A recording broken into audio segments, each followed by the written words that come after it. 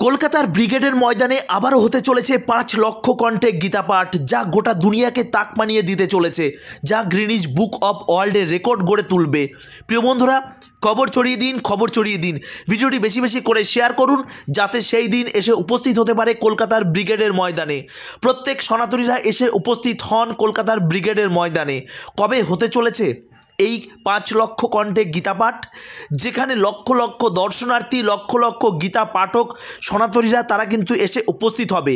এবং সবথেকে আশ্চর্যের বিষয় এই যে কলকাতার রাজপথে এই ব্রিগেডের ময়দানে সেদিন উপস্থিত থাকবে বাগেশ্বর বাবা, যাকে আপনারা প্রত্যেকেই চেনেন। এবং রামদেব বাবা থেকে শুরু করে বিভিন্ন রকমের বড় বড় সন্তরা এই ব্রিগেডের ময়দানের মঞ্চে উপস্থিত থাকবেন। আর এই ব্রিগেডের ময়দান তখন হয়ে উঠবে শঙ্খধ্বনি, উলুধ্বনি এবং গীতার মন্ত্র উচ্চারণে মম করবে। কলকাতার রাজপথ গীতার শ্লোকে যেন মম করবে এবং সনাতনীরা প্রত্যেকে ঘর থেকে বেরিয়ে আসবে শঙ্খধ্বনি, উলুধ্বনি দিতে দিতে।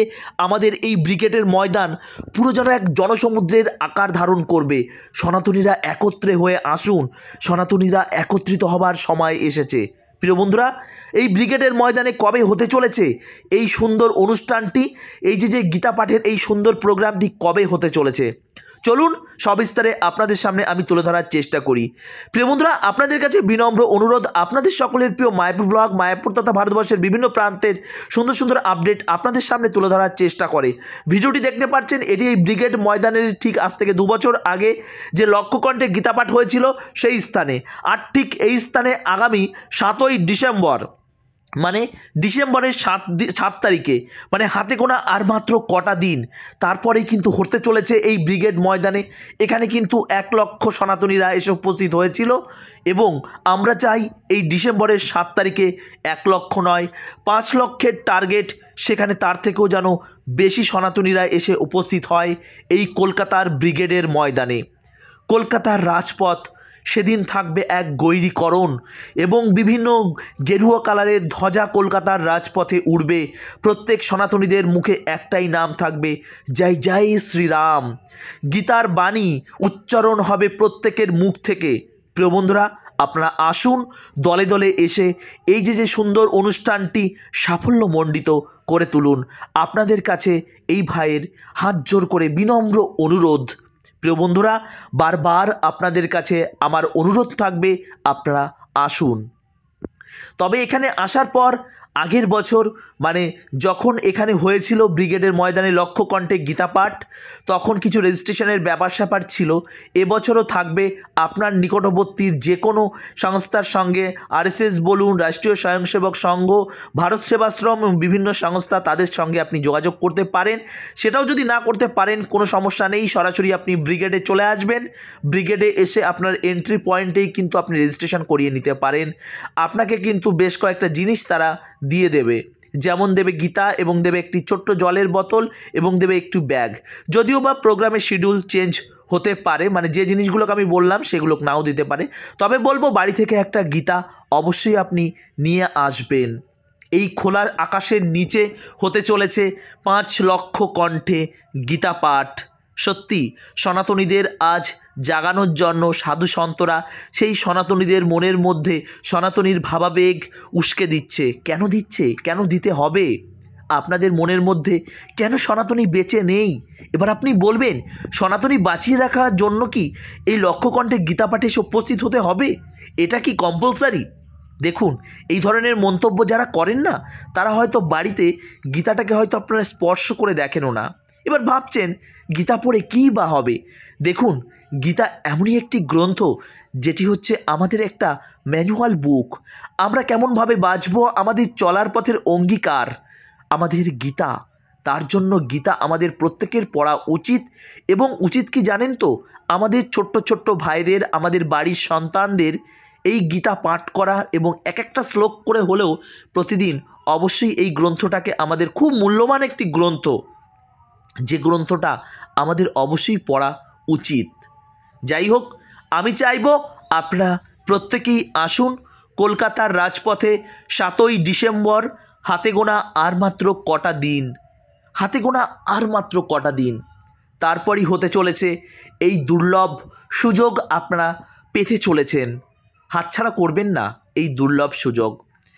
ঠিক এখানে যেমন লক্ষ কণ্ঠে গীতাপাঠ হয়েছিল, ঠিক তেমন শ্রীধাম মায়াপুরেও কিন্তু হয়েছিল হাজার কণ্ঠে 10,000 কণ্ঠে গীতাপাঠ, এবং পশ্চিমবঙ্গের বিভিন্ন প্রান্তে কিন্তু কোথাও 1000 কণ্ঠে, কোথাও 10,000 কণ্ঠে, কোথাও বা লক্ষ কণ্ঠে গীতাপাঠের প্রোগ্রাম কিন্তু বিভিন্ন স্থানে হয়ে থাকছে। তবে আপনাদের বলবো, আপনারাও আপনার নিকটবর্তী যে কোনো একটা স্কুল মাঠ, কলেজ মাঠ, সেখান থেকে পারমিশন নিন থানা থেকে, তারপর কিন্তু সেই স্থানে আপনারা কিন্তু এই গীতাপাঠের প্রোগ্রামগুলো করান।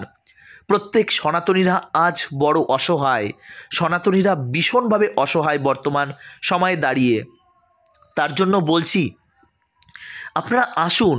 দেখুন, আজ বাগেশ্বর বাবা থেকে শুরু করে আমাদের ইস্কন, গৌড়ীয় মঠ, ভারত সেবাশ্রম, বিভিন্ন রকমের মিশন, বিভিন্ন রকম সনাতনী সংস্থা, তারা কিন্তু হাতে হাত ধরে একে অপরের সঙ্গে সহযোগিতা করে তারা কিন্তু সনাতন ধর্মের বিভিন্ন কর্মকাণ্ড তারা কিন্তু চালিয়ে যাচ্ছে।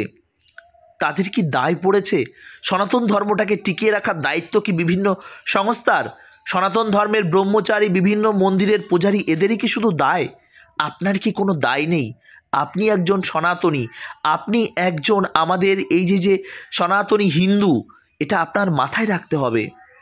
আপনি অ্যাক্টিভ থাকুন, আপনার পাড়ায় কোনো সনাতনী ভাই যাতে আক্রান্ত না হয়, কেউ যেন কোনো রকমভাবে কোনো বিধর্মীদের কাছ থেকে প্রতারিত না হয়, এই বিষয়ে অবশ্যই আপনারা নজর রাখবেন। প্রিয় বন্ধুরা, আপনাদের কাছে অনুরোধ, ভিডিওটি বেশি বেশি করে শেয়ার করুন। আর 7ই ডিসেম্বর 2025, হাতে গোনা আর মাত্র কটা দিন, আপনারা চলে আসুন কলকাতার রাজপথে ব্রিগেড ময়দানে। চিনতে কোনো অসুবিধা নেই, শিয়ালদা নেমে আপনারা অনেক বাস পাবেন। তবে এই দিন প্রচুর গ্যাদারিং থাকবে, যে কারণে কিন্তু ব্রিগেডে আসতে আপনাদের একটু সমস্যা হলেও অসুবিধা হতে পারে।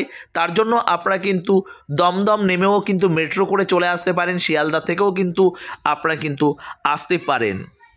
প্রিয় বন্ধুরা, তবে বলবো, ওদিন আপনাদের কোনো রকম কোনো অসুবিধা হবে না। শিয়ালদা স্টেশনে আমাদের বিভিন্ন স্বেচ্ছাসেবক সংস্থা থাকবে, তারা আপনাদের সহযোগিতা করবে। এবার বলছি খাওয়া দাওয়ারের ব্যাপার। দেখুন, এত দর্শনার্থী, এত ভক্তদের খাওয়া দাওয়ারের ব্যবস্থা করা তেমনভাবে তো সম্ভব নয়। তবে বলবো, কিছু শুকনো খাবার এবং কিছু খাবার অবশ্যই ক্যারি করবেন এবং নিয়ে আসবেন। আপনারা দয়া করে কোনো অভিযোগ আনবেন না। খাবার দাবার ব্যাপার, এগুলো ব্যাপার ম্যানেজমেন্টের ব্যাপার, কেননা এত দর্শনার্থী এবং এত পুণ্যার্থীদের একটা ব্যাপার থেকে থাকে, তো যেটা কিন্তু সম্ভব নয়। আর ভলেন্টিয়ার যারা রয়েছে, প্রত্যেকের কথা অনুসারে, প্রত্যেকের নিয়ম মানে প্রত্যেকে যা যা বলছে সেই বিষয়টা অবশ্যই মেনে চলবেন। ওই দূরে দেখতে পাচ্ছেন বিশাল বড় একটা মঞ্চ, এটা কিন্তু লক্ষকণ্ঠে গীতাপাঠ। এটা কিন্তু বছর দুয়েক আগের ঘটনা, তাহলে এবছর কিন্তু আরও দর্শনার্থী এবং পুণ্যার্থী আসতে চলেছে। স্টেজের একদম সামনেই যেতে হবে এমন কোনো ব্যাপার নেই, আপনারা যে কোনো প্রান্তে বসতে পারেন। আর স্টেজ থেকে যে সমস্ত সাধু সন্তরা যে সমস্ত কমিটমেন্ট আপনাদের দিয়ে করিয়ে নেবে এবং যা যা বলবে, অবশ্যই মনোযোগ সহকারে শুনবেন এবং সেগুলো আপনার জীবনে আপনি প্রয়োগ করার চেষ্টা করবেন।